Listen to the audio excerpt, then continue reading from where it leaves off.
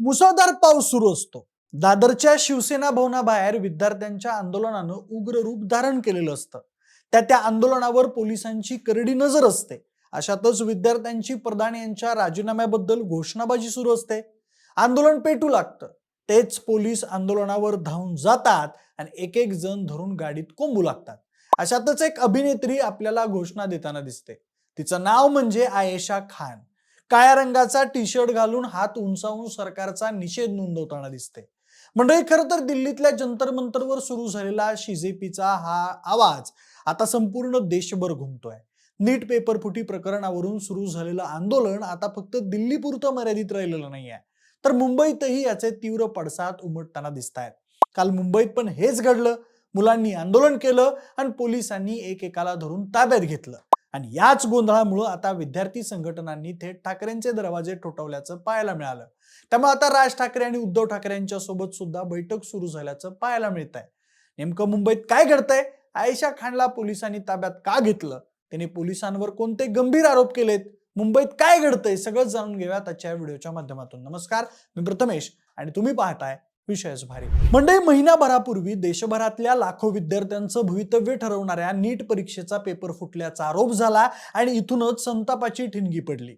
सीजेपीने आंदोलन सुरू केलं आणि याच आंदोलनाचं वारं आता देशभर वाहू लागलं. अशातच हे वारं मुंबईत सुद्धा घुमू लागलं. त्यात विद्यार्थ्यांची मागणी एकच: शिक्षण मंत्री धर्मेंद्र प्रधान यांनी राजीनामा द्यावा आणि या संपूर्ण प्रकरणाची निष्पक्ष चौकशी व्हावी. मुंबईच्या चैत्यभूमी परिसरात विद्यार्थ्यांनी धर्मेंद्र प्रधान यांच्या राजीनाम्यासाठी आवाज उठवला होता. सुरुवातीला हे आंदोलन शांततेत सुरू होतं, पण जसजशी वेळ पुढे सरकत गेली तसं प्रशासन आणि आंदोलक यांच्यातला संघर्ष वाढत गेला. शिवाजी पार्क, दादर, चैत्यभूमी परिसर आणि शहरातल्या इतर भागांमध्ये विद्यार्थी आणि सामान्य नागरिक मोठ्या संख्येनं रस्त्यावर उतरले. खरं तर मंडळी, मुंबईत हे आंदोलन अनेक दिवसांपासून सुरू आहे आणि याला मनसे आणि ठाकरेंच्या शिवसेनेसारख्या राजकीय पक्षांनी पाठिंबा दिलाय. दादरमध्ये तर मनसेनं स्वतंत्र आंदोलन छेडलं, ज्यात शर्मिला ठाकरे यांचाही सहभाग दिसला. पण हे आंदोलन जसजसं वाढत गेलं तसतसं प्रशासनाचा रोष वाढला. मुंबई पोलिसांनी कडक भूमिका घेत शहरातल्या तब्बल 8 वेगवेगळ्या पोलीस ठाण्यांमध्ये गुन्हे दाखल केले. वरळी, भोईवाडा, वडाळा, टीटी अशा भागांमध्ये मिळून 900 पेक्षा जास्त आंदोलकांविरोधात FIR नोंदवण्यात आल्या. काही व्हायरल व्हिडिओमध्ये पोलीस काही मुलांना पुन्हा दिसलात तर 50 ग्रॅम पावडर खिशात टाकेल, पूर्ण आयुष्य वाया जाईल आणि जामीनही मिळणार नाही अशा धमक्या देत असल्याचंही समोर आलं. तसाच आणखी एक व्हिडिओ समोर आला, ज्यात एक तरुणी आंदोलनकर्त्यांना नेणाऱ्या पोलीस व्हॅनला अडवताना दिसतेय.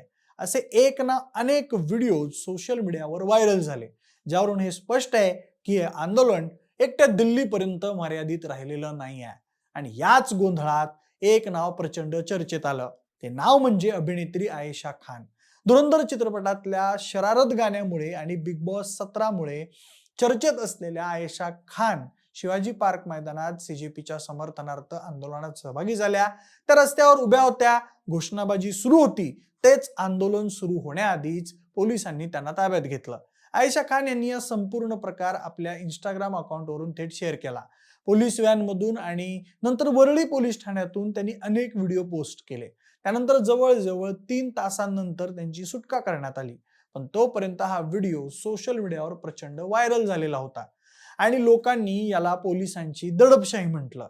त्या म्हणाल्या, आम्ही नीट विद्यार्थ्यांच्या समर्थनार्थ आलो होतो, आम्ही फक्त रस्त्यावर उभे होतो, आम्ही कोणतीही घोषणाबाजी केली नाही आणि आंदोलनही सुरू केलं नाही. त्यानंतर पोलीस आले आणि म्हणाले की तुम्ही इथे आंदोलन करू शकत नाही. आम्ही त्यांना दुसरा मार्ग सांगण्यास सांगितलं, पण आम्ही काही बोलायच्या आधीच त्यांनी माझ्याबरोबर माझ्या भावाला आणि मित्राला व्हॅनमध्ये बसवलं. एका व्हायरल व्हिडिओमध्ये काही महिला पोलीस आयेशा खानला पोलीस व्हॅनमध्ये ढकलतानाही दिसतायत. आता या आंदोलनाला राजकीय रंगही चढलाय आणि यात सगळ्यात मोठं नाव म्हणजे उद्धव ठाकरे यांचं समोर येत आहे.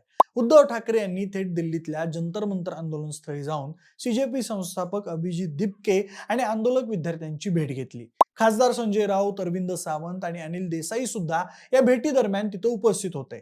या भेटीत उद्धव ठाकरे यांनी स्पष्ट शब्दात सांगितलं की केवळ एका मंत्र्यानं राजीनामा दिल्यानं काहीही बदलणार नाही आणि जोपर्यंत सत्ता बदल होत नाही तोपर्यंत परिस्थिती सुधारणार नाही. ते एवढ्यावरच थांबले नाहीत, तर उद्धव ठाकरे यांनी मुंबईतही एका मोठ्या सभेला संबोधित केलं. ज्यात त्यांनी केंद्र सरकारवर टीका केली. पण या सभेमुळं मुंबई पोलिसांनी विनापरवानगी सभा आयोजित केल्याच्या आरोपाखाली आयोजकांविरोधात तब्बल 5 FIR दाखल केल्या. मरीन ड्राईव्ह आणि आझाद मैदान पोलीस ठाण्यातही याबाबत गुन्हे नोंदवले गेले. तसंच आम आदमी पक्षाचे प्रमुख अरविंद केजरीवाल यांनीही उद्धव ठाकरे यांच्यासोबत संयुक्त पत्रकार परिषद घेत या विद्यार्थी आंदोलनाला जाहीर पाठिंबा दिला. तरुणांचा आवाज दाबू नका अशी भूमिका दोन्ही नेत्यांनी मांडली. शरद पवार आणि सुप्रिया सुळे यांनीही या मुद्द्यावरून थेट पंतप्रधान नरेंद्र मोदी यांची भेट घेतली. त्यातच आंदोलनाला आणखी एक धार चढली ती वंचित बहुजन आघाडीचे नेते प्रकाश आंबेडकर यांच्या भूमिकेमुळे. दिल्लीत आंदोलकांवर झालेल्या लाठीचार्जच्या निषेधार्थ प्रकाश आंबेडकर यांनी थेट महाराष्ट्र बंदची हाक दिली. जनरल डायर पुन्हा जिवंत झालाय अशा शब्दात त्यांनी सरकारवर टीका केली आणि सर्वसामान्य जनतेचा रोष बाहेर यायला हवा अशी ही भूमिका मांडली. वंचित बहुजन आघाडीचे नेते सुजात आंबेडकर यांनी सोशल मीडियावरून या बंदला दुजोरा दिला. या बंदच्या पार्श्वभूमीवर मुंबईत काही भागात 15 दिवसांची जमावबंदीही लागू करण्यात आल्याची माहिती आहे. एवढं सगळं रणकंदन सुरू असताना केंद्र सरकारच्या बाजूने मात्र बरेच दिवस शांतता होती. पण अखेर शिक्षण मंत्री धर्मेंद्र प्रधान यांनी आपलं मौन सोडलं आणि नीट प्रकरणावर चर्चेसाठी तयार असल्याचं सांगितलं. दिल्लीत गृह मंत्रालय पातळीवरही हालचाली वाढल्या आहेत. IB प्रमुख, गृह सचिव आणि पोलीस आयुक्त यांच्यासोबत उच्चस्तरीय बैठका पार पडल्या आहेत. बंगालमधून जवळजवळ 2000 CRPF जवान दिल्लीत सुरक्षेसाठी रवाना करण्यात आल्याचंही वृत्त आहे. यावरून प्रशासन या आंदोलनाला किती गांभीर्यानं घेतंय हे स्पष्ट होतं. दुसरीकडे बिहार विधानसभेच्या पावसाळी अधिवेशनातही नीट पेपर लीकचा मुद्दा गाजलाय आणि विरोधी पक्षांनी याबाबत ठोस कारवाईची मागणी लावून धरली आहे. म्हणजेच हे आंदोलन आता फक्त दिल्ली मुंबई पुरतं मर्यादित न राहता देश पातळीवरचा मोठा राजकीय मुद्दा बनलाय. थोडक्यात सांगायचं झालं तर विद्यार्थ्यांच्या न्याय मागणीतून सुरू झालेलं हे आंदोलन आता एक मोठं राजकीय वादळ बनलंय. एका बाजूला तरुण विद्यार्थी रस्त्यावर उतरले तर दुसरीकडे सेलिब्रिटींपासून ते विरोधी पक्षनेत्यांपर्यंत सगळेच या आंदोलनात उतरलेत आणि तिसरीकडे प्रशासन कडक कारवाईच्या मार्गाने पुढे जात आहे. आयशा खान यांच्या अटकेनं मुंबईतल्या या आंदोलनाला आणखी प्रसिद्धी मिळाली तर उद्धव ठाकरे आणि इतर नेत्यांच्या सहभागानं याला राजकीय वजनही मिळालं. त्यामुळे आता पुढे हे आंदोलन कोणतं वळण घेणार, सरकार आणि आंदोलक यांच्यात खरोखर तोडगा निघणार का आणि प्रकाश आंबेडकरांच्या महाराष्ट्र बंदला जनतेचा किती प्रतिसाद मिळणार हे पाहणं महत्त्वाचं ठरणार आहे. तुम्हाला याविषयी काय वाटतं हे आम्हाला कमेंट बॉक्समध्ये नक्की सांगा आणि विषय ज्वारीच्या YouTube चॅनलला सबस्क्राईब करायला अजिबात विसरू नका. धन्यवाद.